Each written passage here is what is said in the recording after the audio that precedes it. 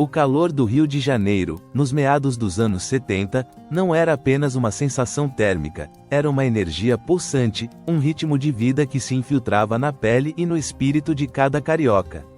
Para o pequeno Djalma Feitosa Dias, o Djalminha, nascido em 1970, essa energia se manifestava nos campos de várzea, empoeirados e irregulares, onde a bola era a régua que media o tempo e o destino. Era ali, sob um sol que beirava o insuportável, que o garoto de pele morena e olhos vivos começava a desenhar seu próprio universo, um em que a gravidade parecia ceder aos seus pés. Seu pai, Djalma Dias, era uma lenda. Um zagueiro imponente, de força e técnica raras, que vestira a camisa da seleção brasileira e de grandes clubes. O peso desse legado, para um menino, poderia ser esmagador.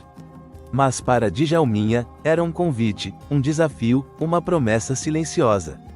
Ele via o pai como um herói distante, uma figura de respeito e admiração, e a bola, para o filho, não era apenas um brinquedo, mas um elo, uma conversa contínua com essa herança. Os jogos na rua, com traves improvisadas de chinelo e gritos de "gol", que ecoavam entre as casas, eram a sua escola. O cheiro de terra molhada após uma chuva rápida, misturado ao suor e à ansiedade da competição, era o perfume de sua infância. As risadas e as discussões acaloradas, muitas vezes por um pênalti mal marcado na imaginação infantil, já mostravam um Djalminha que não aceitava injustiças, que se revoltava contra o que considerava errado. Desde cedo, era visível que ele não era como os outros. Havia uma impaciência, uma necessidade quase visceral de ter a bola nos pés, de ditar o ritmo, de inventar jogadas que os outros nem sequer concebiam.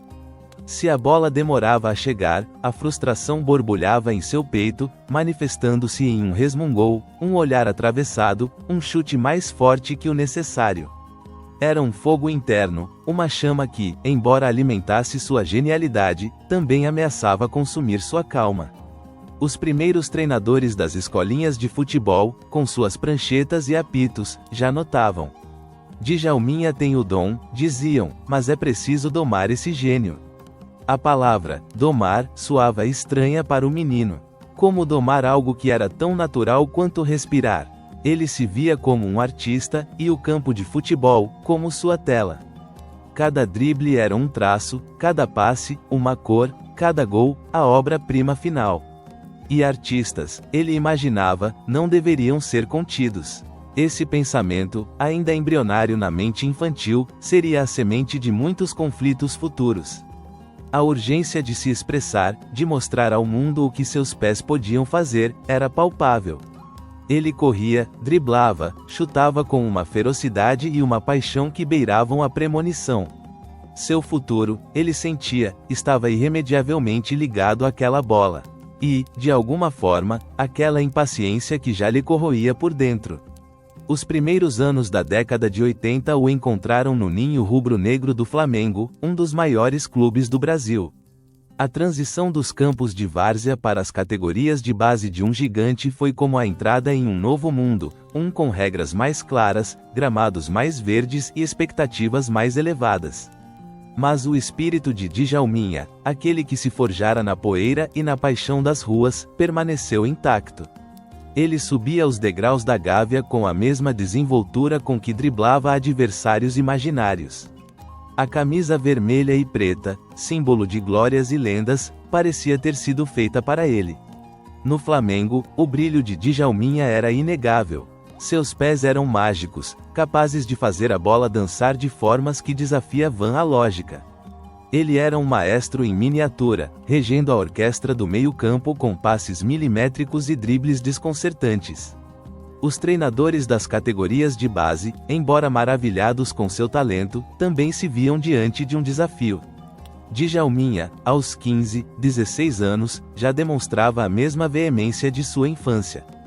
Uma falta não marcada era um ultraje pessoal, uma substituição, uma afronta à sua arte.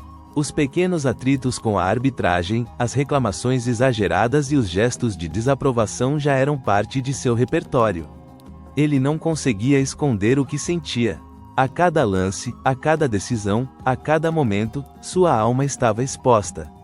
O Maracanã, com sua aura mística e seus gritos ensurdecedores, era o palco dos sonhos. Djalminha via o estádio de longe, sentindo a energia que emanava de suas arquibancadas, imaginando-se ali, com a bola nos pés, sob os holofotes. Quando, finalmente, no final dos anos 80 e início dos 90, ele ascendeu ao time profissional, o sonho se tornou realidade. A pressão era imensa, mas ele parecia se alimentar dela. Seus primeiros jogos foram um espetáculo de técnica e ousadia.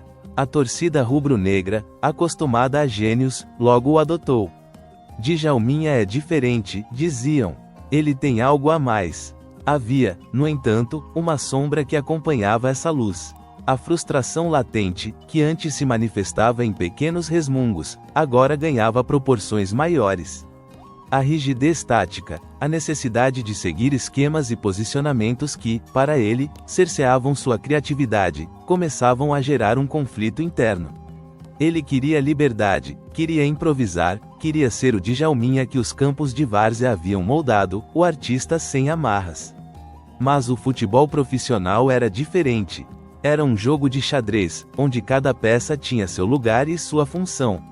E Djalminha, com sua exuberância, sentia-se preso, como um pássaro em uma gaiola dourada. Ainda no Flamengo, os atritos eram pontuais, mas significativos. Um cartão amarelo por reclamação excessiva, uma discussão mais acalorada com um adversário, um olhar de desafio ao técnico após ser substituído. Eram pequenos indícios de um temperamento que, se não fosse canalizado, poderia se tornar um obstáculo para sua própria genialidade. Ele amava o Flamengo, amava jogar, mas a sensação de que algo o prendia era cada vez mais forte. Era o início de uma batalha que ele travaria por toda a carreira, a luta entre a genialidade e a disciplina, entre a liberdade de expressão e as exigências do sistema. No início dos anos 90, Djalminha deixou o Flamengo, buscando novos ares para sua arte. Passou pelo Guarani, onde continuou a deslumbrar com sua técnica apurada, mas foi no Palmeiras, a partir de 1996, que ele atingiria o auge de sua forma no futebol brasileiro. Sob a batuta de Vanderlei Luxemburgo, um técnico conhecido por sua habilidade em extrair o melhor de seus jogadores, Djalminha se tornou a peça central de um time que encantava o Brasil. A Academia, do Palmeiras, com Djalminha como seu maestro, conquistou títulos, marcou gols inesquecíveis e gravou seu nome na história. A lente atmosférica daquela época era intensa e polarizada. Os estádios brasileiros, do Pacaembu ao Morumbi, do Maracanã ao Mineirão, ferviam com a magia de Djalminha. Seus dribles curtos, seus passes sem olhar, seus gols de placa eram aplaudidos de pé por torcidas adversárias. Ele era um espetáculo à parte, um showman que transformava cada jogo em uma experiência única. A mídia, por sua vez, estava dividida. De um lado, jornalistas e torcedores que o elevavam ao status de gênio, um artista incompreendido que merecia toda a liberdade para criar. De outro, críticos que apontavam seu temperamento explosivo como um calcanhar de Aquiles, uma falha que o impedia de alcançar o patamar dos maiores. A tensão era palpável, como um fio esticado, pronto para se romper a qualquer momento. Djalminha, no Palmeiras, sentia-se invencível em campo. A confiança era sua armadura, e a bola, sua extensão. Ele era o rei do pedaço, o dono da jogada, o homem que decidia o destino das partidas. Mas sua natureza contestadora, que o acompanhava desde a infância, não diminuiu. Pelo contrário, parecia se intensificar. As discussões com árbitros se tornaram mais frequentes e acaloradas. As expulsões, embora não fossem a regra, eram um lembrete constante de que havia um limite para sua paciência. Ele via as regras e as autoridades como obstáculos à sua arte, como tentativas de podar sua criatividade. Eles não entendem, pensava. Não entendem que meu jogo é assim, é paixão, é emoção. Vanderlei Luxemburgo, um mestre em lidar com personalidades complexas, tentou lapidá-lo, canalizar sua energia. Havia momentos de conversas francas, de broncas e de elogios. Luxemburgo entendia que o fogo de Djalminha era o que o tornava especial, mas também sabia que esse fogo precisava de controle. O técnico, em entrevistas posteriores, sempre o descreveria como um jogador de talento absurdo, mas também de temperamento muito difícil. Djalminha, por sua vez, respeitava Luxemburgo, mas sua alma rebelde não se deixava domar completamente.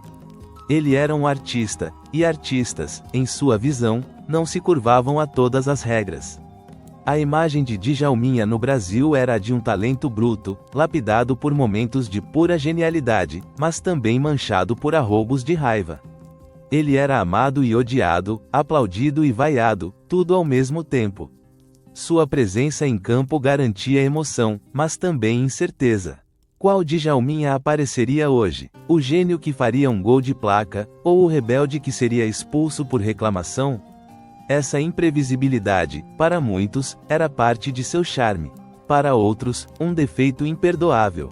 Em meados de 1996, o chamado da Europa soou. O Deportivo La Coruña, um clube em ascensão na Espanha, fixou seus olhos no talento brasileiro. A decisão de Djalminha de se transferir foi um passo natural, o reconhecimento de que ele havia conquistado tudo o que podia no Brasil. Aos 26 anos, era hora de provar seu valor em um novo palco, em um futebol diferente, com uma cultura distinta.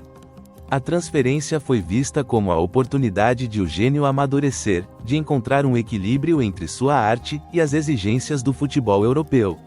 A chegada à Galícia, em 1997, foi como o desembarque em um mundo de contrastes.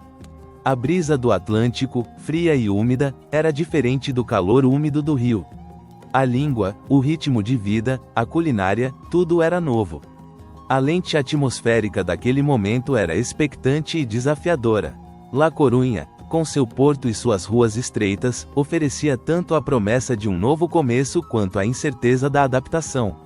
Djalminha estava empolgado, sim, mas também cauteloso. Ele sabia que o futebol espanhol era mais tático, mais rápido, menos permissivo com a individualidade desmedida. Javier Irureta, o técnico espanhol do Deportivo, era um homem de princípios. Tático, disciplinador, metódico. Sua filosofia de jogo era baseada na organização, na solidez defensiva e na eficiência. Ele via em Djalminha um talento extraordinário, capaz de desequilibrar qualquer partida, mas também percebia o temperamento indomável que o acompanhava. Os primeiros meses foram de observação mútua. Djalminha, com seu otimismo cauteloso e sua determinação inabalável, esforçava-se para se adaptar. Havia a barreira da língua, a diferença no estilo de treinamento, a exigência de uma disciplina que ele nem sempre compreendia. Ele percebia que Irureta valorizava a coletividade acima de tudo, e Djalminha, por mais que se esforçasse, ainda se via como um solista. No entanto, o desejo de provar seu valor na Europa era um motor poderoso. Ele queria mostrar ao mundo que o gênio brasileiro podia brilhar em qualquer lugar, sob quaisquer regras. E assim, ele começou a deixar sua marca no Deportivo, com lances de pura magia que rapidamente conquistaram a apaixonada torcida galega. Os primeiros vislumbres de seu impacto eram promissores. A Galícia, ele sentia, poderia ser o lugar onde ele finalmente encontraria a plenitude. Entre 1997 e 2000, Djalminha não apenas se adaptou, ele se tornou o coração pulsante do Super Depor. A equipe de La Coruña, que antes era apenas uma promessa, transformou-se em uma força imparável no futebol espanhol e europeu. Djalminha era o maestro, o articulador, o gênio que desvendava defesas adversárias com passes inacreditáveis e dribles desconcertantes. A lente atmosférica daquele período era triunfante e gloriosa. O estádio Riazor explodia em festa a cada gol, a cada jogada de efeito do brasileiro. A cidade de La Coruña vivia um conto de fadas, com seu time desafiando os gigantes Real Madrid e Barcelona. A culminação dessa era dourada veio na temporada de 1999-2000, quando o Deportivo La Coruña conquistou o Campeonato Espanhol, o título mais importante de sua história. Djalminha foi um dos grandes protagonistas, um dos arquitetos daquela glória. A imagem dele, com a taça nas mãos, o sorriso largo no rosto, era a de um homem em seu auge, respeitado e adorado. Sua genialidade era reconhecida mundialmente.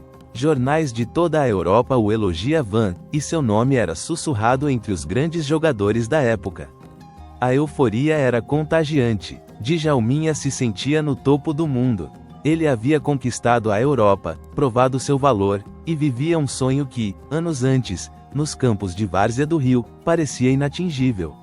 A plenitude de ser o maestro de um time campeão, de ter a torcida aos seus pés, era uma sensação indescritível. No entanto, como em toda história de sucesso, havia uma subtrama.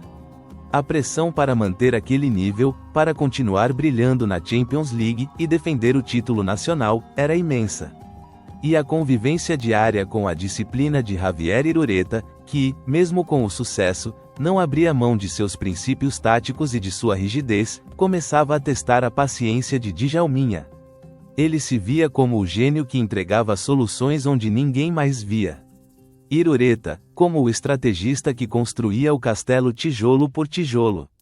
E nem sempre as visões dos dois se alinhavam. Os pequenos atritos, que haviam sido abafados pela euforia das vitórias, começavam a ressurgir. O fogo interno de Djalminha, que antes era canalizado para a criação em campo, agora encontrava novos focos de irritação. A genialidade e o temperamento, antes em um balanço delicado, começavam a pender para o lado da impaciência. O sonho era real, a glória, palpável, mas a semente de um conflito maior já estava plantada, esperando o momento certo para germinar. Se você está gostando de reviver a história de um dos maiores talentos do futebol brasileiro, não se esqueça de se inscrever no canal e ativar o sininho para não perder os próximos capítulos desta saga. O ar em La Coruña, no ano de 2000, ainda vibrava com o eco dos cânticos de campeão. A cidade, vestida de azul e branco, celebrava cada esquina, cada praça, como se o sol da Galícia tivesse finalmente alcançado seu zênite. Djalminha, o maestro daquele Super Depor, que derrubara gigantes e conquistara a La Liga, era o epicentro daquela euforia. Seus dribles, seus passes açucarados, seus gols impossíveis haviam se tornado lendas instantâneas, recontadas em cada mesa de bar, em cada roda de amigos. O cheiro de festa, de fogos de artifício e de mar salgado, parecia impregnar a alma de todos, incluindo a sua. Ele desfilava em carro aberto, a taça reluzindo sob o céu cinzento azulado, e sentia o calor das mãos que o tocavam, a adoração nos olhos que o fitavam. Era o auge, a plenitude que havia perseguido desde os campos empoeirados do Rio. Mas, por trás daquele sorriso largo, daquela alegria contagiante, uma sombra tênue começava a se desenhar. A glória trazia consigo um peso, uma exigência silenciosa, mas implacável, a de se manter no topo. A Champions League, o campeonato nacional a ser defendido, a expectativa de que cada jogo fosse uma nova obra-prima. Javier Irureta, o técnico, um homem de semblante sério e princípios inabaláveis, também celebrava, mas seus olhos já miravam o futuro. Para ele, o título era um ponto de partida, não de chegada.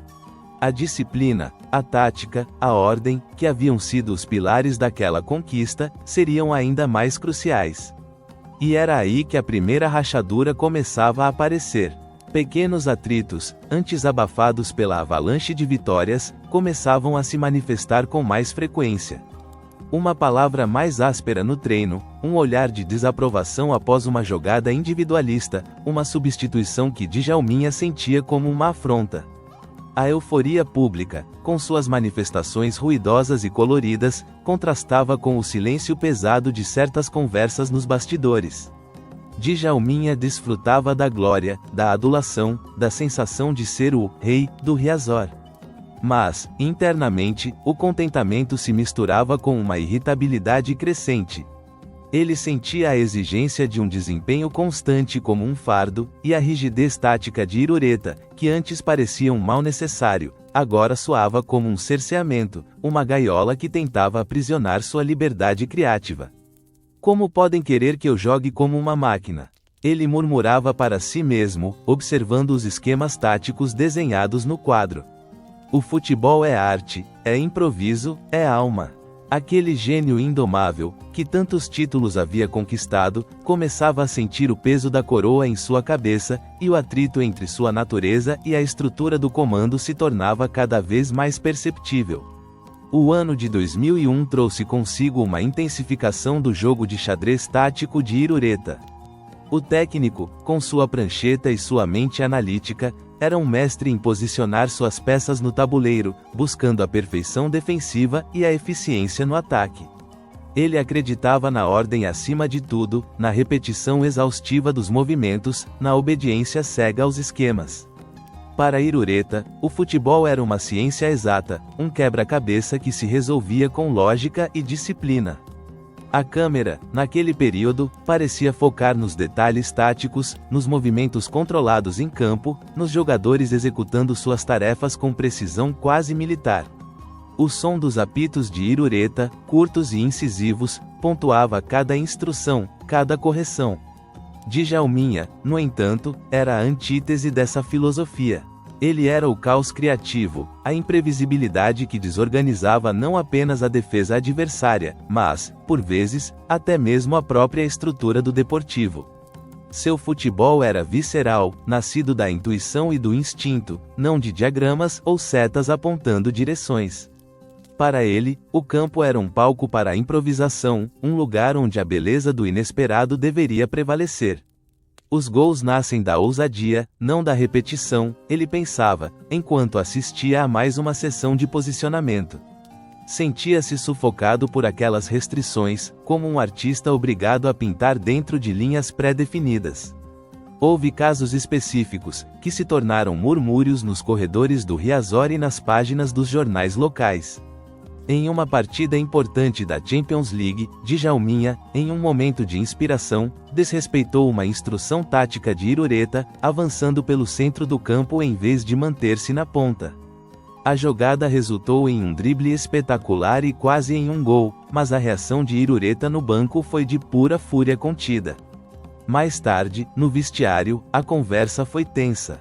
O ar parecia rarefeito, pesado com a colisão de duas vontades indomáveis. Djalminha tentou justificar-se, argumentando que a intuição o havia guiado, que a jogada era a única forma de quebrar a defesa. Irureta, com sua voz calma, mas firme, rebateu: "O time é um organismo, Djalma.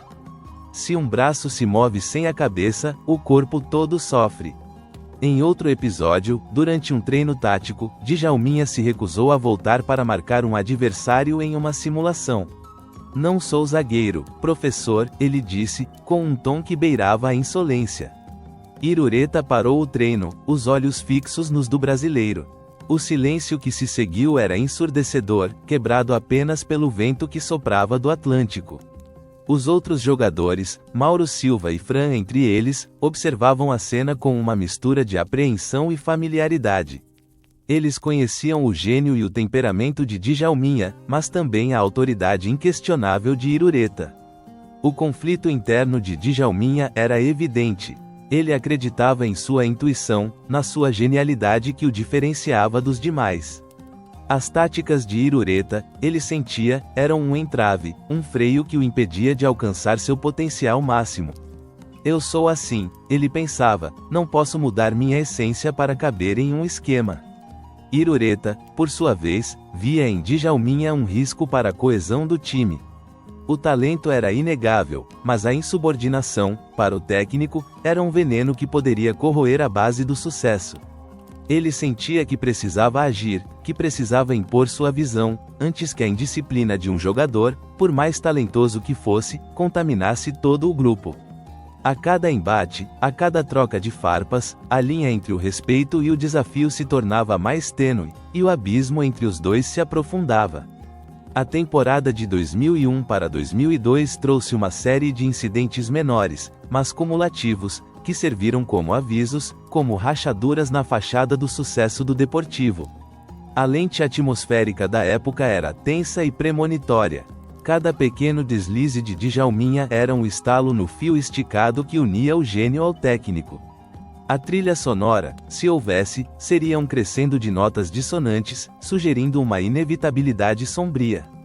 Djalminha, com sua paixão incontrolável, continuava a colecionar discussões acaloradas com árbitros. Os cartões amarelos por reclamação excessiva se tornaram uma constante, e, por vezes, um cartão vermelho, resultado de uma explosão momentânea. Em um clássico contra o Celta de Vigo, após uma falta não marcada que ele considerou escandalosa, Djalminha gesticulou de forma exagerada para o árbitro, recebendo o segundo amarelo e sendo expulso. No vestiário, a fúria ainda o consumia. Eles querem me parar, não aguentam ver a minha arte. Ele bradava para Mauro Silva e Fran, que tentavam acalmá-lo. Mauro, com sua voz mansa e sua sabedoria de capitão, tentava ponderar: Djalma, você precisa se controlar. O time precisa de você em campo, não fora dele, mas não eram apenas os árbitros que sofriam com seu temperamento. Adversários também eram alvos de suas provocações verbais, especialmente quando o jogo não fluía como ele desejava. Em um treino, ele chegou atrasado, alegando um problema pessoal. Irureta o observou com um olhar frio, mas não disse nada na hora. A multa, no entanto, veio no dia seguinte, pesada, como um lembrete de que as regras eram para todos. Djalminha sentiu-se injustiçado, vendo a punição como uma perseguição, uma tentativa de minar sua moral. As substituições, que para a maioria dos jogadores eram parte do jogo, para Djalminha eram uma afronta pessoal. Em uma partida da Liga, após ser retirado de campo no segundo tempo, ele caminhou lentamente, batendo palmas ironicamente para Irureta, que permaneceu impassível no banco. O gesto, capturado pelas câmeras, virou manchete. A torcida, que o amava, dividia-se entre a admiração por sua autenticidade e a preocupação com seus arroubos. Djalminha é gênio, mas precisa de rédeas, comentavam nos bares. Irureta, por sua vez, tentava, através de advertências e multas, controlar o jogador. Ele chamava Djalminha para conversas em seu escritório, portas fechadas, onde a voz do técnico soava baixa, mas carregada de autoridade. Você é o melhor, Djalma. Mas nenhum jogador está acima do clube, acima do time, ele repetia, com a paciência de um artesão que tenta moldar uma peça bruta. Djalminha ouvia, assentia, mas seu estado psicológico era de desafio e impaciência. Ele se sentia injustiçado pelas críticas, vendo-as como ataques à sua essência, à sua forma de ser. Por que não me deixam ser eu mesmo? Ele se perguntava. Irureta, por outro lado, sentia-se cada vez mais frustrado e sem controle sobre seu jogador mais talentoso. Ele via o potencial desperdiçado, a energia mal direcionada. A cada incidente, a cada ato de insubordinação, a confiança entre os dois se deteriorava um pouco mais.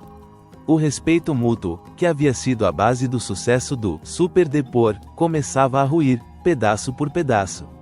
A inevitabilidade de um confronto maior, de uma ruptura, pairava no ar como uma névoa densa sobre a costa galega. No início de 2002, a situação de Djalminha no Deportivo começou a mudar de forma drástica.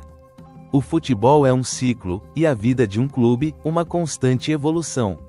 Com o surgimento de novos talentos, jovens promissores que se encaixavam perfeitamente na filosofia tática de Javier Irureta, a necessidade de mais disciplina e a busca por um equilíbrio ainda maior, Djalminha começou a perder sua posição de titular inquestionável. Juan Carlos Valerón, um meia espanhol de técnica refinada e temperamento calmo, emergia como a nova estrela, o cérebro que Irureta tanto desejava para o seu esquema. A lente atmosférica daquele período tornou-se melancólica e opressiva. A câmera, antes vibrante e focada nos lances de Djalminha em campo, agora o encontrava no banco de reservas. Sua linguagem corporal era de descontentamento, os ombros curvados, o olhar fixo no campo, mas sem o brilho de outrora. Ele observava Valerón com uma mistura de respeito pela técnica do jovem, mas também com um amargo ressentimento. A torcida, antes unânime em sua adoração, agora dividia seus aplausos. Os gritos de Valerón, Valerón, ecoavam no Riazor, e cada um deles era uma pontada no coração de Djalminha. A frustração de ser preterido, especialmente após ter sido o protagonista da maior glória do clube, alimentava ainda mais sua ira. Ele, o gênio, o maestro, o campeão, agora era um mero coadjuvante. Sentia-se humilhado, marginalizado. As conversas com os colegas de time, como Mauro Silva e Fran, eram mais curtas, carregadas de um silêncio pesado. Eles tentavam oferecer palavras de apoio, mas Djalminha parecia impermeável a elas. Não é justo, ele pensava, revirando o café frio na xícara, meu talento não é valorizado. Eles esqueceram o que eu fiz por este clube. O ambiente do vestiário se tornou mais pesado para ele.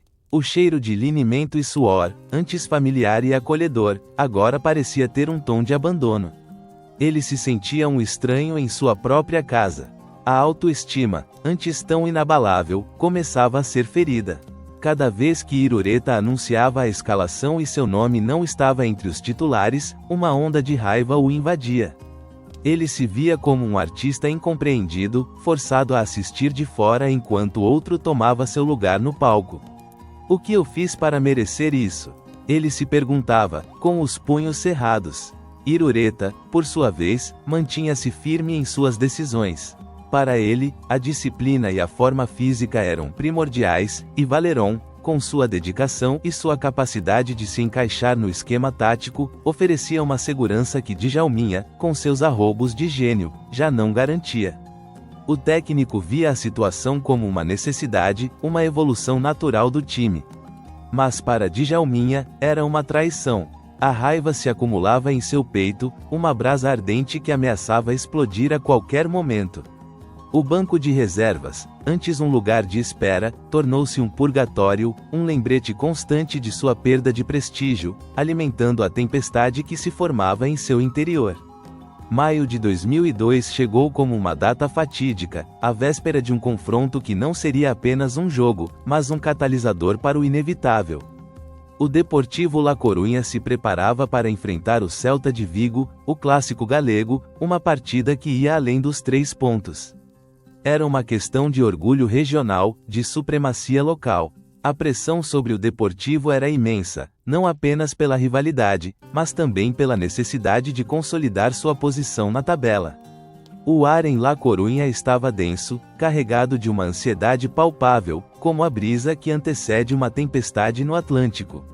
Djalminha, naqueles dias que antecederam o jogo, era uma panela de pressão prestes a explodir. A confirmação de que seria escalado como reserva para o clássico acentuou ainda mais sua frustração, transformando-a em uma fúria silenciosa. Ele havia sido o protagonista de tantos clássicos, o homem que decidia partidas, e agora seria apenas um espectador privilegiado do banco.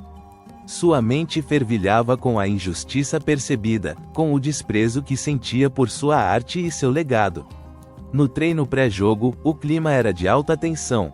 Irureta, com sua voz grave e sua postura imponente, cobrava a intensidade de cada jogador.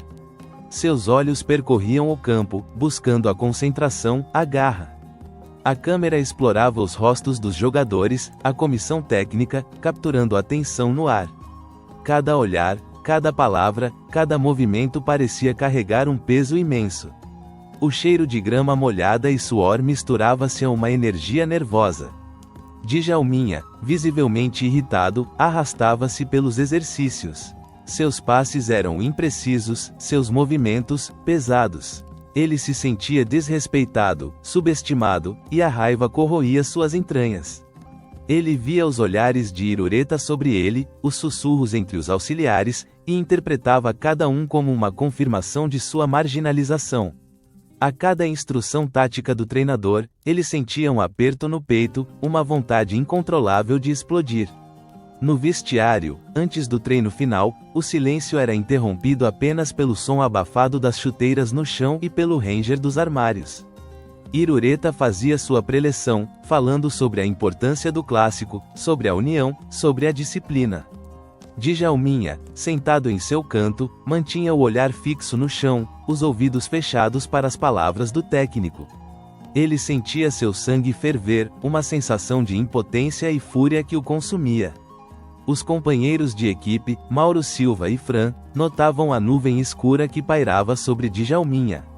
Eles conheciam o temperamento do amigo, sabiam que ele estava à beira de um colapso emocional. Mauro tentou uma abordagem discreta, um toque no ombro, um olhar de compreensão. Djalminha apenas balançou a cabeça, um gesto de resignação e fúria contida. Irureta, por sua vez, estava determinado a manter a autoridade, a impor sua visão, mesmo que isso significasse confrontar o jogador mais talentoso do elenco. Ele sentia que precisava reafirmar que o clube, o time, estava acima de qualquer individualidade. E Djalminha, com sua alma fervilhante e incontrolável, estava à beira de um precipício, sentindo-se desrespeitado e subestimado. O palco estava montado, os atores a postos, e a cortina para o drama final estava prestes a se abrir. O clássico contra o Celta não seria apenas um jogo de futebol, seria o cenário de uma colisão inevitável, um acerto de contas entre a genialidade indomável e a disciplina férrea. Na manhã de 5 de maio de 2002, o ar sobre La Coruña estava tingido com o cinzento habitual do Atlântico, uma cor que, naquele dia, parecia carregar um peso extra. Não era um cinzento de tristeza, mas de uma expectativa tensa, como o silêncio que antecede uma tempestade. Os pingos finos que caíam, quase imperceptíveis, pareciam lavar o campo de treinamento de El Mundo del Futebol, mas não conseguiam dissipar a névoa densa de frustração que envolvia Djalminha. O cheiro de grama molhada e terra úmida, normalmente revigorante, parecia opressivo. Ele se arrastava pelo aquecimento, seus movimentos mais pesados do que o normal, cada passo um fardo. A notícia de que seria reserva no clássico galego contra o Celta de Vigo havia caído sobre ele como uma marreta, esmagando o que restava de sua paciência. A fúria, antes uma brasa ardente, agora era um inferno silencioso em seu peito. Seus olhos, normalmente faiscantes de paixão, estavam opacos, carregados de um desinteresse quase desafiador. Ele se sentia um estranho em seu próprio corpo, um autômato obrigado a seguir movimentos que sua alma recusava. Javier Irureta, o técnico, observava o campo com sua postura rígida e seu olhar analítico, um falcão que não perdia um único gesto de seus jogadores. Ele havia percebido a nuvem escura sobre Djalminha, mas, para ele, a disciplina vinha antes de qualquer individualidade. A ordem, a tática, a coesão do grupo eram sagradas. O técnico, em sua mente, estava apenas aplicando os princípios que haviam levado o Deportivo à glória. Ele não podia ceder, não para Djalminha, nem para ninguém. A sessão tática começou, e Irureta, com sua prancheta em mãos, ditava os movimentos. Fran, você abre pela esquerda. Valerón, por dentro, buscando o espaço. Djalma, posicione-se aqui, cobrindo o lateral, atento à marcação, instruiu, apontando para o diagrama no campo. Djalminha, no entanto, moveu-se com uma lentidão deliberada, quase cênica. Quando chegou à posição indicada, não era a que Irureta havia desenhado. Ele estava um pouco mais à frente, com uma postura relaxada, quase desleixada, os braços cruzados sobre o peito. Era uma desobediência silenciosa, mas carregada de uma agressividade passiva que gritava mais alto do que qualquer palavra. O silêncio que se seguiu foi ensurdecedor. Os outros jogadores, incluindo Mauro Silva e Fran, sentiram o ar ficar mais pesado, a tensão palpável como uma corda de violino esticada ao máximo. Os sons normais do treino, o baque abafado da bola, o murmúrio das conversas foram engolidos por aquele vácuo de comunicação. A câmera, se houvesse, teria focado nos olhos de Irureta, que se estreitaram em uma fenda de desaprovação. E nos de Djalminha, que, embora evitasse o contato visual direto, transmitiam uma irritação profunda, quase um convite ao confronto. Ele se sentia provocado, desafiado em sua essência. Eles querem me domar, me moldar. Mas eu sou fogo, não argila, pensava, a mente fervilhando. Irureta, por sua vez, sentia sua autoridade desafiada, sua paciência se esgotando. A faísca havia sido acesa, e o pavio, embora curto, já estava queimando. A voz de Javier Irureta, quando finalmente rompeu o silêncio, era baixa, mas carregada de uma intensidade que gelava o sangue. Djalma, ele começou, cada sílaba um chicote no ar úmido da manhã, estou falando com você. Não é um pedido, é uma instrução. Sua posição é aqui, Ele apontou novamente para o ponto exato no gramado, com a caneta da prancheta, como se estivesse desenhando uma linha invisível no chão que Djalminha não ousaria cruzar. Djalminha, porém, não se moveu. Seus olhos, antes desviados, agora encontraram os de Irureta, carregados de uma mistura de desafio e desprezo. Eu sei onde é minha posição, professor. Sei jogar futebol, respondeu, a voz ríspida, com um tom de insolência que não havia sido ouvida em voz alta por tanto tempo. Era a primeira vez que ele se atrevia a responder de forma tão direta e aberta. O vestígio de respeito que ainda existia entre os dois, uma fina camada de gelo sobre águas turbulentas, acabava de se quebrar. Se soubesse, estaria na posição correta, com a atitude correta, Irureta retrucou, sua voz subindo um tom, a paciência se esgotando rapidamente. Você está desinteressado, Djalma. Sua atitude hoje é inaceitável. O time precisa de comprometimento, não de estrelismo. A palavra, estrelismo, atingiu Djalminha como um soco no estômago. Ele, que havia levado o Deportivo ao seu maior título, que havia encantado a Europa com sua arte, estava sendo acusado de falta de comprometimento. Estrelismo, Djalminha bufou, dando um passo à frente, o corpo tenso, pronto para a batalha. Eu sou o único que tem estrela aqui, o único que faz a diferença. O senhor quer me prender em um esquema, quer que eu seja um robô. Mas eu sou um artista, professor. Entende? Um artista. Sua voz ecoava pelo campo, carregada de fúria e ressentimento acumulado. A câmera, em um movimento frenético, teria capturado a fúria em seus olhos, as veias saltadas em seu pescoço. Irureta, porém, não se intimidou. Sua postura se enrijeceu ainda mais. Não há artistas sem disciplina aqui, Djalma. Há um time, há um projeto. E ninguém, nem mesmo você, está acima disso. Acha que pode fazer o que quiser? Acha que suas regras são as únicas que importam? Minhas regras são as que me trouxeram até aqui. As que nos fizeram campeões. Djalminha gritou, a voz embargada pela raiva. A respiração de ambos era pesada, os músculos tensos. Os outros jogadores, que até então observavam em choque, começaram a se aproximar, sentindo que a situação estava saindo do controle. Mauro Silva, com sua calma habitual, deu um passo à frente, tentando intervir.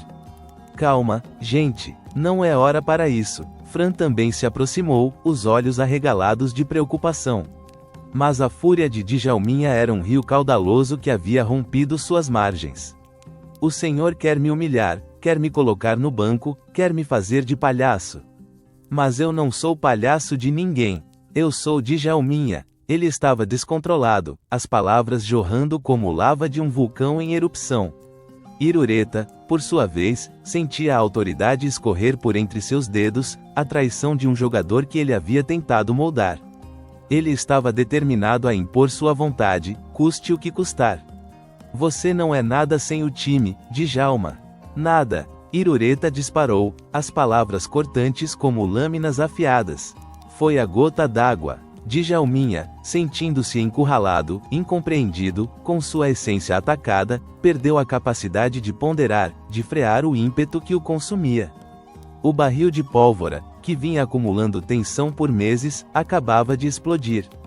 O tempo pareceu desacelerar, como uma fita de vídeo reproduzida em câmera lenta, enquanto Djalminha dava o passo final. A raiva, a frustração, a humilhação, todos os sentimentos reprimidos por meses, por anos, explodiram em um único gesto. Seus olhos estavam fixos nos de Javier Irureta, não mais com desprezo, mas com uma fúria cega, quase animal. O ar pesado da manhã galega parecia se solidificar, e o único som audível era o batimento frenético do coração de Djalminha, em seus próprios ouvidos.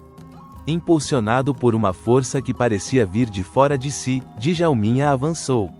Não era um soco, não era um empurrão. Era algo mais primitivo, mais visceral, um gesto de desafio ancestral. Sua testa, rija e quente, encontrou a de Irureta com um baque surdo. Não houve força para causar dano físico grave, o impacto foi mais simbólico, mais devastador para a dignidade do que para o corpo. Mas o gesto era inconfundível, inegável. Uma cabeçada. O maestro do Super Depor acabava de atacar seu técnico. Um silêncio ensurdecedor tomou conta do campo de treinamento. Não era um silêncio comum, mas um vácuo, a ausência total de som, como se o universo tivesse prendido a respiração. Os jogadores, os auxiliares, os poucos funcionários presentes, todos congelaram, suas expressões de choque e incredulidade gravadas em seus rostos. O vento, que momentos antes sussurrava entre as árvores, parecia ter parado. Até os pingos de chuva pareciam suspensos no ar. A câmera, se pudesse, teria capturado cada detalhe daquele milésimo de segundo. A surpresa nos olhos de Irureta, o recuo quase imperceptível de seu corpo. E, mais importante, a mudança instantânea na expressão de Djalminha. No exato momento do impacto, a fúria em seu rosto se transformou em um choque gélido, em um arrependimento que o atingiu como um raio. O calor da raiva foi substituído por uma onda de desespero e vergonha. Ele havia cruzado uma linha, havia quebrado um código, havia manchado sua própria arte. Irureta, embora não estivesse fisicamente ferido, sentiu o golpe em sua autoridade, em sua alma. A traição era palpável, o respeito, destruído. Seus olhos, que antes brilhavam com a determinação de um comandante, agora estavam nublados por uma mistura de incredulidade e tristeza profunda. Ele não recuou imediatamente, mas seu corpo parecia ter murchado, a energia drenada. Djalminha, por sua vez, ficou imóvel por um instante, o braço ligeiramente levantado, como se estivesse prestes a se desculpar, ou talvez a repetir o ato.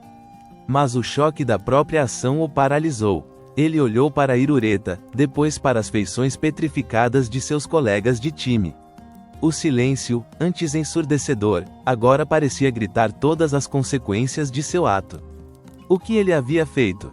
O que havia se tornado? O gênio, em um instante de fúria cega, havia destruído tudo o que havia construído. O palco de sua arte havia se transformado no palco de sua queda. O silêncio chocado durou apenas alguns segundos, mas pareceu uma eternidade. Então, o caos irrompeu. Mauro Silva, o volante brasileiro e capitão do Deportivo, com sua calma imponente, foi o primeiro a reagir.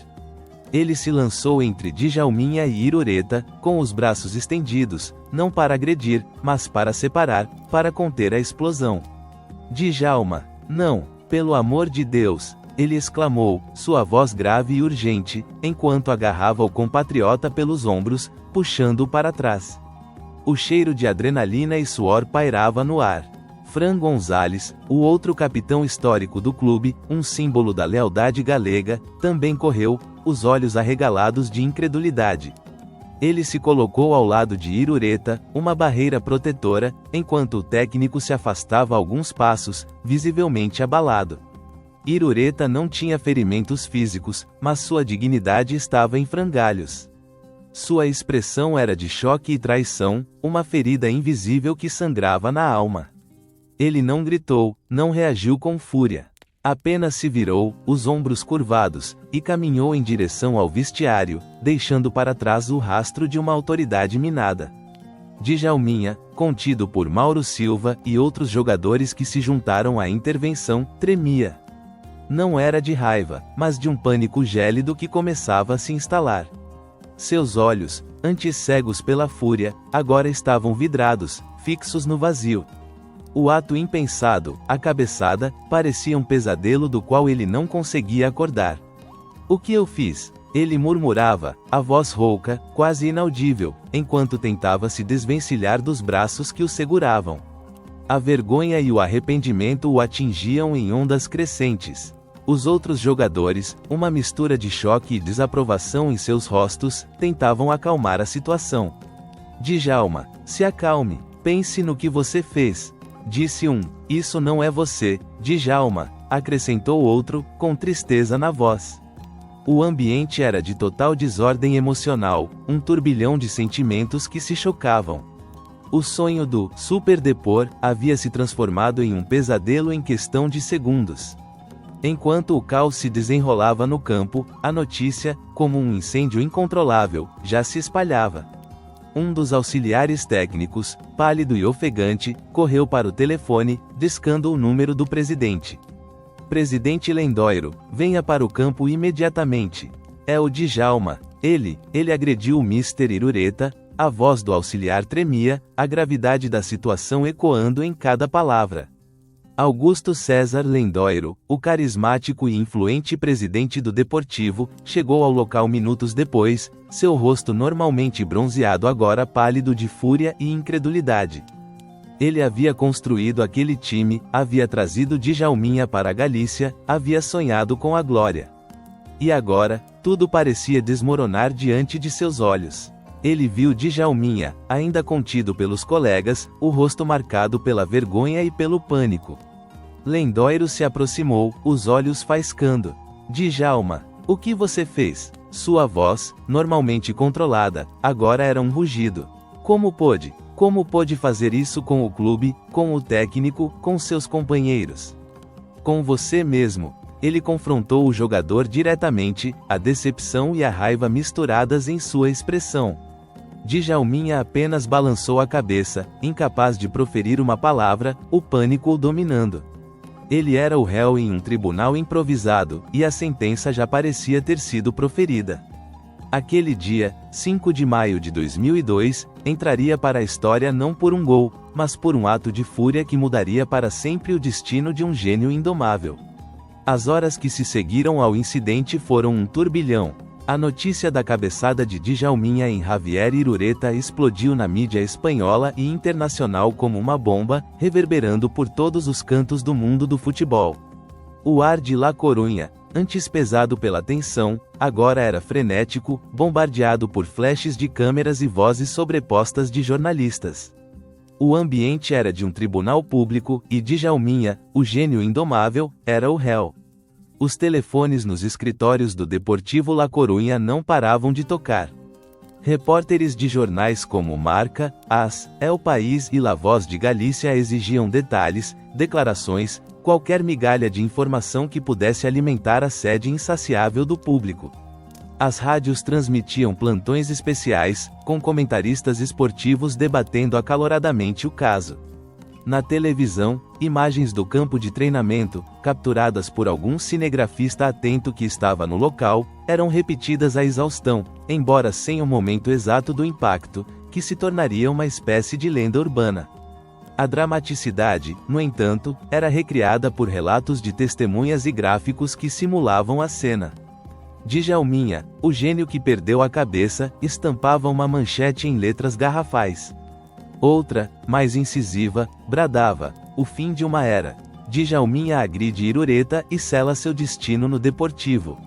O debate sobre o temperamento do brasileiro e a autoridade do técnico dominava as manchetes e as mesas redondas. Especialistas em comportamento, psicólogos esportivos e ex-jogadores eram convidados a opinar, a dissecarem a mente de Djalminha, a tentarem entender o que poderia ter levado um jogador de tamanha genialidade a um ato tão impensado. No Brasil, a notícia chegou com uma mistura de choque e uma certa familiaridade. Carlos Alberto Parreira, que havia trabalhado com Djalminha no Flamengo, foi procurado por jornalistas e comentou sobre o temperamento forte do jogador, lamentando o ocorrido. Vanderlei Luxemburgo, seu técnico no Palmeiras, que o lapidou e lidou com sua personalidade, expressou tristeza, mas não surpresa. Djalma é um vulcão, ele disse a um repórter, e vulcões, às vezes, entram em erupção. Para Djalminha, aqueles dias foram uma tortura. Ele se sentia crucificado pela mídia, cada palavra, cada crítica, um prego em sua reputação. Isolado em seu apartamento em La Coruña, ele tentava se proteger do bombardeio, mas era impossível. As imagens de seu rosto, as manchetes acusatórias, as vozes sobrepostas dos jornalistas, tudo invadia sua mente, martelando sua consciência. Ele se sentia desamparado, incompreendido, um artista que havia manchado sua própria obra-prima. A pressão pública era avassaladora. Torcedores do Deportivo, que antes o idolatravam, agora se dividiam entre a decepção e a raiva. Como ele pôde fazer isso com nosso mister? Perguntavam-se, com lágrimas nos olhos. Outros, mais radicais, exigiam sua saída imediata do clube. Que volte para o Brasil. Não queremos um agressor em nosso time. gritavam em frente ao Riazor. As camisetas com seu nome, antes orgulhosamente exibidas, eram agora guardadas no fundo dos armários, ou, em alguns casos, queimadas em protesto. A incerteza sobre seu futuro era angustiante. Ele sabia que havia cometido um erro grave, talvez irreparável. A possibilidade de nunca mais vestir a camisa do Deportivo, de ter seu legado manchado por um único momento de fúria, era uma dor dilacerante. Ele olhava para o mar agitado de La Coruña pela janela, e sentia-se como um navio à deriva, sem rumo, sem porto. O gênio indomável, que havia desafiado regras e autoridades por toda a vida, agora se via diante da consequência mais amarga de sua própria natureza. O palco, que antes era seu reino de glória, havia se transformado em um coliseu onde ele era o espetáculo de sua própria queda. Os dias que se seguiram àquela manhã fatídica de maio de 2002 foram um borrão de luzes piscantes e vozes sobrepostas para Djalminha. O eco da cabeçada, embora não tenha sido fisicamente devastador para Javier Irureta, ressoava infinitamente mais alto nos corredores do Deportivo La Coruña e, principalmente, na alma do próprio Djalminha. O cheiro de papel de jornal fresco e tinta, misturado ao aroma salgado do Atlântico que invadia seu apartamento, trazia consigo as manchetes cruéis, os julgamentos implacáveis. Ele se sentia como um navio à deriva em uma tempestade perfeita, sem bússola e sem porto. A diretoria do clube, sob a égide de Augusto César Lendoiro, agiu com a rapidez e a firmeza que a situação exigia. Não havia espaço para hesitação. A autoridade do treinador era sagrada, a imagem do clube, intocável.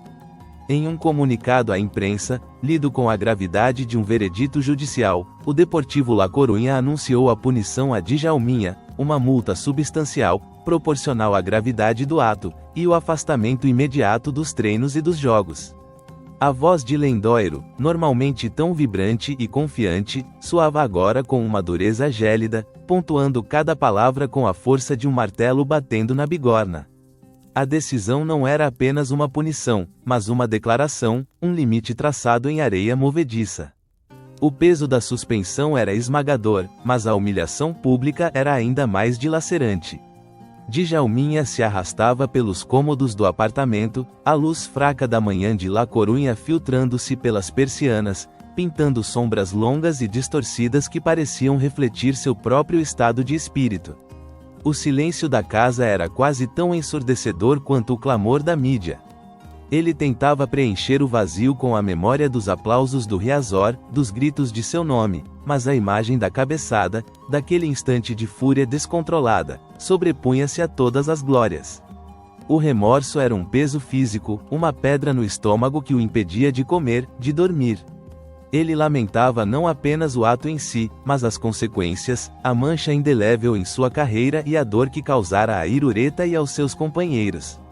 Houve uma tentativa de reconciliação, orquestrada pelo clube na esperança de gerenciar a crise e, talvez, salvar o que restava da relação entre técnico e jogador. A reunião ocorreu em uma sala formal do complexo do Deportivo, com paredes de madeira escura e uma mesa polida que refletia a luz fria do ambiente. O ar era pesado, quase irrespirável, impregnado com o cheiro de móveis antigos e a tensão não dita. Djalminha, com o rosto marcado pela vergonha e pela insônia, adentrou a sala com os ombros curvados, um contraste gritante com o porte altivo que costumava exibir em campo. Irureta, já sentado, mantinha uma compostura impecável, o olhar fixo em um ponto distante, sua expressão indecifrável. Não houve calor, não houve o mínimo gesto de proximidade. O aperto de mãos, se é que houve, foi frio e protocolar, um ritual vazio desprovido de qualquer emoção genuína. As palavras trocadas eram monossílabos, desculpas murmuradas por Djalminha, aceitação formal por parte de Irureta. O técnico, embora tenha ouvido as palavras de arrependimento, não conseguia apagar a imagem daquela manhã, a quebra de confiança que havia se estabelecido entre eles.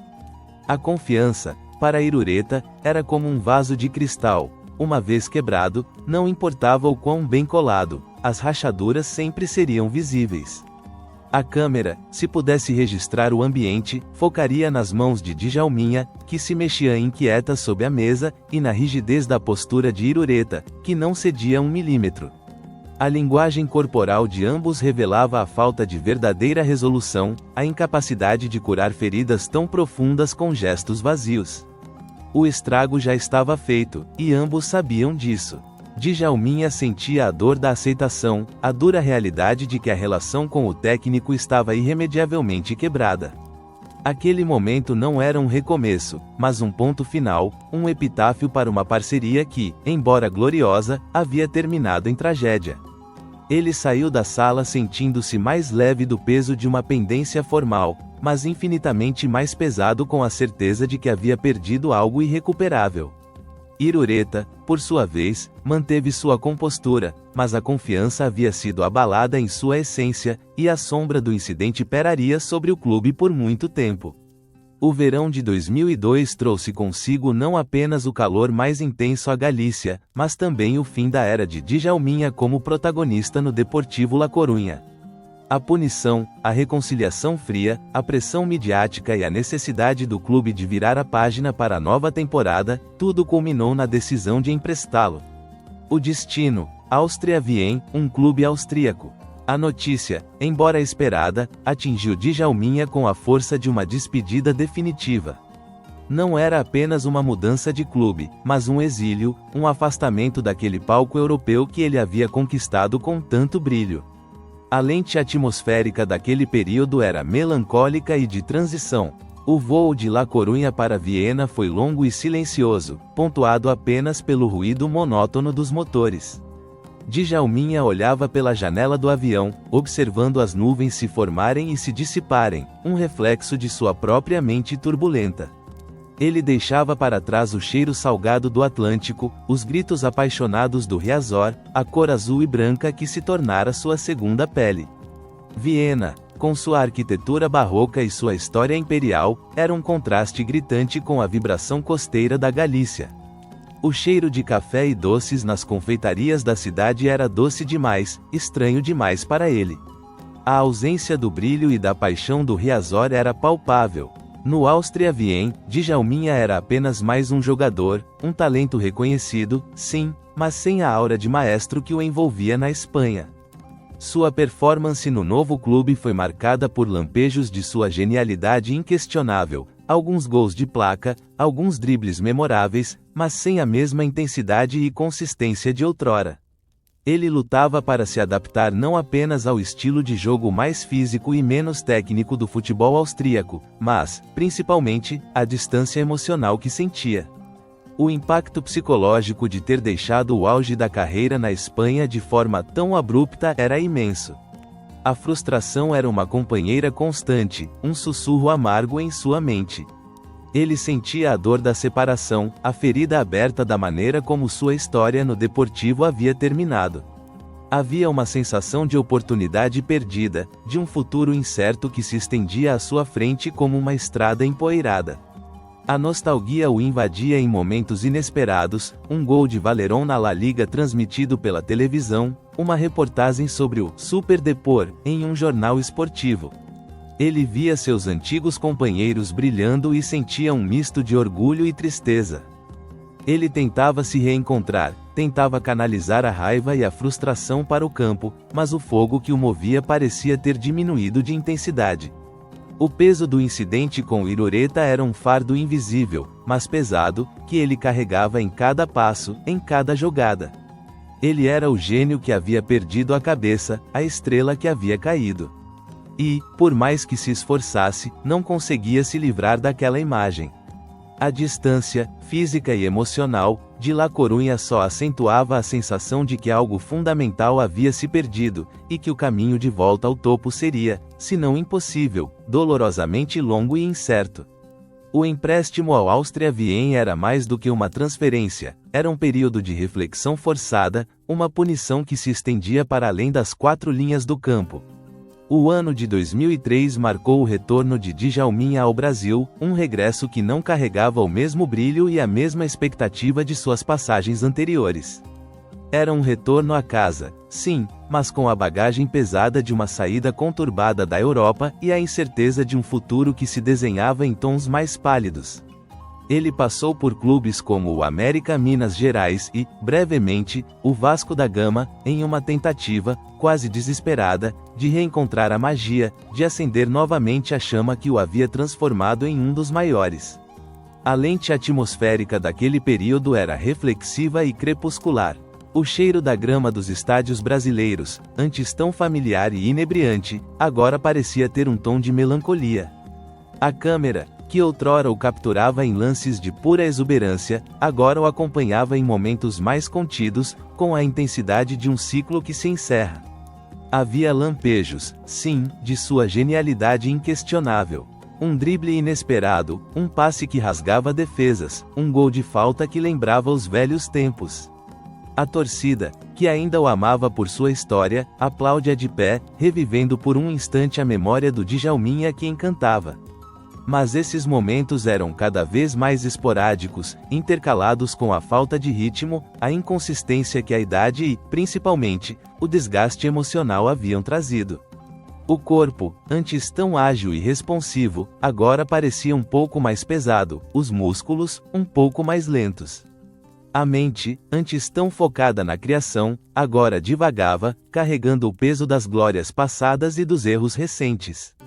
Ele tentava, com todas as suas forças, mas a paixão, embora ainda presente, não era suficiente para superar as barreiras físicas e psicológicas. Os últimos anos de sua carreira foram marcados por essa luta silenciosa. Ele se esforçava nos treinos, tentava se motivar, mas a sensação de que seu tempo como jogador de elite estava chegando ao fim era cada vez mais forte. Em 2004, a decisão veio, inevitável e, de certa forma, libertadora. Djalminha anunciou sua aposentadoria do futebol profissional. Não houve grandes cerimônias, nem a pompa que um jogador de seu calibre mereceria. Foi um adeus discreto, um aceno silencioso para um esporte que ele amou e que o amou de volta, apesar de todas as suas imperfeições. Seu estado psicológico era de resignação e aceitação. Ele entendia que era hora de parar, de ceder o palco para as novas gerações. Havia uma tristeza, claro, pela despedida, mas também uma busca por paz e satisfação em seu legado, apesar dos desafios e das controvérsias. Ele olhava para trás, para sua trajetória, e via um mosaico de cores vibrantes e sombras profundas. Os títulos, os gols, os aplausos, mas também as expulsões, as discussões, a cabeçada em Irureta. Tudo fazia parte de quem ele era, do artista imperfeito que transformou a bola em sua extensão e o campo em sua tela. A câmera, naquele momento final de sua carreira, capturara não apenas os últimos passos de um grande jogador, mas o olhar reflexivo de um homem que, finalmente, começava a fazer as pazes com sua própria história. Era o crepúsculo de uma carreira brilhante, um fim que, embora agridoce, abria caminho para uma nova fase de autoavaliação e maturidade. A aposentadoria de Djalminha em 2004 não significou o fim de sua presença no imaginário do futebol, mas sim o início de uma reavaliação de seu legado. O tempo, com sua capacidade de suavizar arestas e oferecer novas perspectivas, começou a moldar a percepção sobre o gênio indomável. A lente atmosférica, a partir de então, tornou-se analítica e ponderada, buscando compreender a complexidade de um personagem que desafiava classificações simples. Os lances históricos de Djalminha, revisitados em programas de TV e documentários, continuavam a deslumbrar. O golaço de bicicleta, os dribles impossíveis, os passes sem olhar que só ele via. Aqueles momentos icônicos eram intercalados com depoimentos sinceros de ex-companheiros, técnicos e jornalistas que o acompanharam. Mauro Silva, com sua serenidade habitual, falava sobre o amigo com carinho e respeito. Djalma era pura arte. Um talento que nasce a cada 100 anos. Mas com essa arte vinha uma paixão tão grande que, às vezes, o consumia. Fran Gonzalez, o capitão galego, recordava a genialidade do brasileiro, mas também a dificuldade de lidar com seu temperamento explosivo. Ele queria vencer a qualquer custo, e sua forma de expressar isso nem sempre era a mais adequada. Javier Irureta, em raras entrevistas sobre o episódio, sempre mantinha uma postura digna, reconhecendo o talento de Djalminha, mas reafirmando a importância da disciplina. Eu não me arrependo de ter agido como agi, disse o técnico em uma ocasião, a autoridade do treinador é fundamental. Mas o talento de Djalma, esse era inegável. Uma pena que seu temperamento o tenha prejudicado em alguns momentos cruciais. A mídia, antes tão acusatória, agora buscava uma análise mais profunda. Jornalistas esportivos debatiam se o temperamento de Djalminha era uma falha ou uma parte intrínseca de sua genialidade, sem a qual ele não seria quem era. Ele era a essência do futebol brasileiro, escreveu um colunista, a ginga, a criatividade, mas também a rebeldia, a indisciplina que por vezes nos custou caro. Djalminha, com a perspectiva do tempo, começou a refletir sobre o episódio com Irureta com mais serenidade. Em entrevistas, ele não fugia do assunto. Eu errei, claro que errei, ele admitia, com um tom de voz mais calmo, mais maduro. Perdi a cabeça. O calor do momento, a frustração de não jogar, de me sentir desvalorizado, explodi. Não me orgulho disso. Foi um erro grave, que me custou caro. Mas, ao mesmo tempo, ele reafirmava sua essência. Eu nunca fui de guardar. O que eu sentia, eu mostrava. Era a minha forma de ser, a minha paixão. Talvez eu devesse ter sido mais comedido, mas aí não seria o Djalminha. Seu estado psicológico era de autoavaliação e maturidade. Ele conseguia olhar para o incidente com um misto de arrependimento e compreensão. Reconhecia seus erros, mas também entendia que aquela paixão, por vezes descontrolada, era o motor de sua arte, o que o diferenciava dos demais. Ele não tentava reescrever sua história, mas compreendê-la em sua totalidade. O legado de Djalminha, então, não era apenas o de um gênio da bola, mas também o de um personagem complexo, um espelho das contradições humanas, onde a luz mais brilhante pode coexistir com a sombra mais profunda.